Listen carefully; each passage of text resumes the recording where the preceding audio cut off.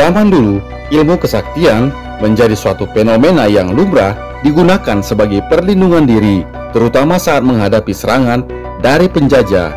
Diketahui, beberapa pejuang Indonesia yang memiliki ilmu kebal atau ilmu menghilang untuk melawan penjajahan di Indonesia. Berikut 8 pejuang Indonesia yang diketahui memiliki kesaktian dan ilmu kebal. Number 1. Kiai Subki. Kiai Subki adalah seorang ulama dan juga seorang pejuang kemerdekaan Indonesia. Ia lahir di Parakan, Temanggung, Jawa Tengah di tahun 1850. Walau masih dalam perdebatan kapan pertama kalinya bambu runcing digunakan sebagai senjata, akan tetapi Kiai Subki dijuluki Kiai Bambu Runcing. Pasalnya, ia adalah penasehat bambu runcing. Sebelum pejuang berperang, terlebih dahulu para pejuang meminta doa agar bambu runcingnya ampuh mengalahkan Belanda. Bukan hanya itu, para pejuang juga meminta diisi badannya agar kebal dari senjata saat melawan penjajah. Kiai Subki sendiri memiliki ilmu kebal terhadap peluru. Ia memiliki jimat yang terdapat di lehernya. Ia bersama rakyat Parakan menyerbu markas Jepang di tahun 1945. Namun, dalam peperangan itu, secara tidak sengaja, kalung jimat Kiai Subki terlepas karena tersangkut jeruji pagar. Akibatnya, Kiai Subki tewas terkena timah panas tentara Jepang dan menembus dadanya. Namanya diabadikan sebagai nama jalan di Parakan, Temanggung, Jawa Tengah. Number 2. Untung Suropati. Awalnya, ia adalah seorang budak Belanda saat berumur 7 tahun. Beranjak dewasa di umur 20 tahun, Untung Suropati dilatih untuk menjadi seorang tentara dan diberi pangkat letnan. Pada tahun 1684, ia ditugasi Belanda untuk menjemput Pangeran Purbaya dan keluarganya yang menyerahkan diri. Anehnya, Pangeran Purbaya diserahkan ke Belanda, namun Untung Suropati memulangkan istrinya ke Kertasura yang kelak nanti akan dinikahinya. Di saat itu juga, ia menghancurkan pasukan Belanda di Sungai Cikolong. Sejak saat itu, statusnya pun menjadi buronan VOC. Pada tahun 1686, pasukan VOC menyerang kota Kertasura untuk menangkap Untung Suropati. Pada saat pertempuran, Untung Suropati sama sekali tidak mendapatkan luka walau sudah ditembaki. Pada akhirnya, pasukan Belanda mengalami kekalahan dan menewaskan pimpinan VOC, Kapten Trek. Pada tahun 1706, VOC kembali menyerang Untung Suropati. Namun kali ini, pasukan VOC berhasil menewaskan Untung Suropati yang sudah mengetahui titik kelemahannya. Number 3. Kolonel Asmat Sentot. Kolonel Asmat Sentot adalah pejuang kemerdekaan Indonesia yang berasal dari Indramayu. Di tahun 1943, ia bergabung dengan tentara sukarela atau tentara pembela tanah air. Ketika Jepang angkat kaki dari Indonesia, ia bergabung dengan tentara angkatan darat Indonesia dan menjadi komandan divisi Siliwangi yang dinamakan Pasukan Setan. Diketahui, Kolonel Asmat Sentot memiliki ilmu kesaktian, yaitu ilmu hilang dan ilmu kebal senjata api dan tajam. Ia dan pasukannya berperang secara gerilya dan sering memporak-porandakan pertahanan Belanda. Belanda sering kewalahan menghadapi pasukan Kolonel Asmat Sentot. Pertempuran yang terkenal adalah pertempuran di Jembatan Bangkir Indramayu dan pertempuran melawan pasukan pemberontakan DITII. Setiap bertempur, Kolonel Asmat menjadi tameng bagi pasukannya. Tidak satupun peluru yang bisa mengenai tubuhnya. Hingga akhirnya penjajah Belanda dan pemberontakan DITII dapat dikalahkan. Number 4. Sisinga Mangaraja ke-12. Sisinga Mangaraja ke-12 adalah seorang pejuang kemerdekaan asal Tapanuli, Sumatera Utara. Ketika Belanda datang ke Tapanuli, Sisinga Mangaraja ke-12 melakukan perlawanan bersama pasukannya dan dibantu oleh putra dan putrinya. Diketahui, Sisinga Mangaraja ke-12 memiliki ilmu kesaktian, kebal terhadap peluru dan senjata tajam. Ia berperang secara gerilya dari desa ke desa untuk mengusir penjajah.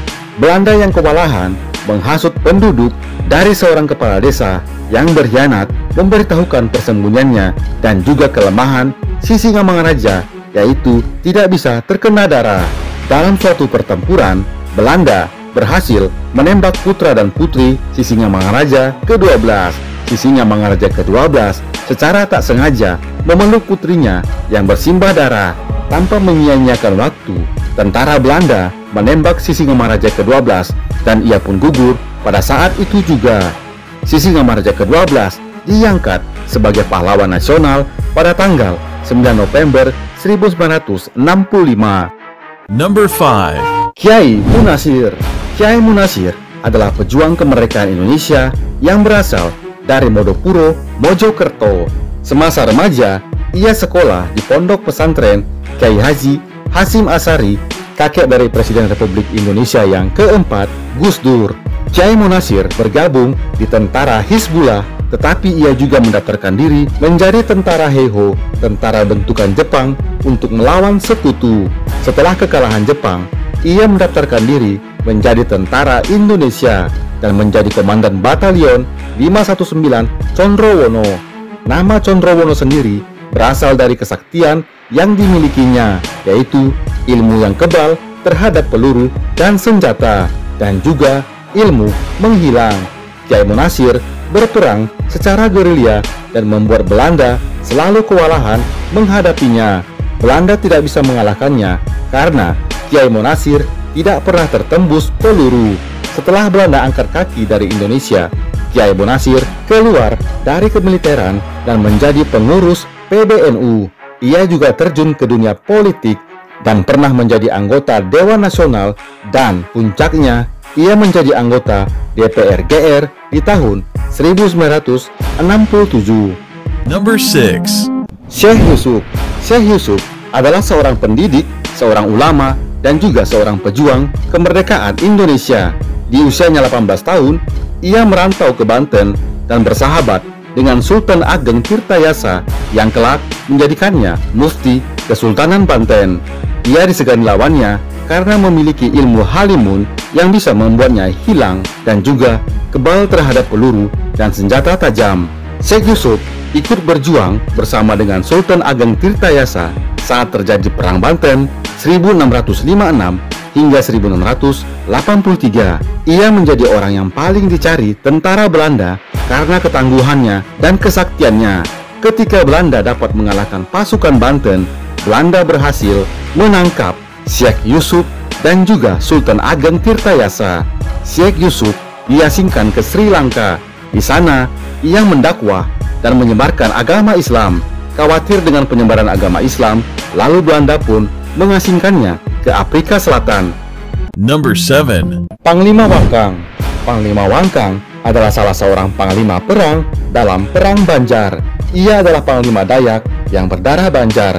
Panglima Wangkang berjuang menghadapi penjajahan Belanda dalam upaya mempertahankan distrik Bakumpai atau Barito Kuala. Perang ini mengakibatkan korban jiwa yang tak terhitung jumlahnya. Panglima Wangkang menjadi simbol keberanian dan perlawanan bagi masyarakat Banjar. Ia adalah sosok yang dianggap sebagai ancaman oleh pihak Belanda karena kesaktiannya yang luar biasa. Ia kebal terhadap peluru dan senjata tajam. Setelah 46 tahun berperang, ia tercatat ia tidak pernah mengalami luka sama sekali. Namun pada tahun 1844 dalam peperangan di Banjarmasin, Belanda berhasil menembak Panglima Wangkang dengan peluru emas yang merupakan kelemahan dari ilmunya. Ia terkena peluru emas dan gugur saat itu juga.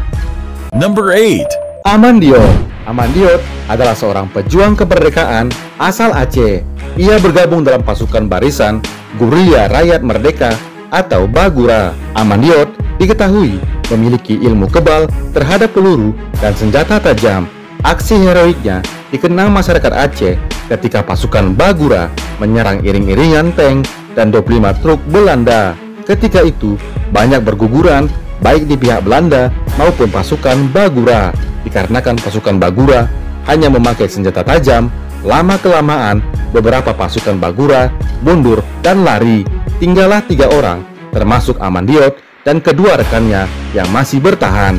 Amandiot tidak mempan ditembus peluru hingga banyak menewaskan tentara Belanda. Pada akhirnya Amandiot kelelahan karena banyaknya tentara Belanda yang dihadapinya. Ia pun ditangkap. Tentara Belanda yang geram memasukkan granat ke mulutnya.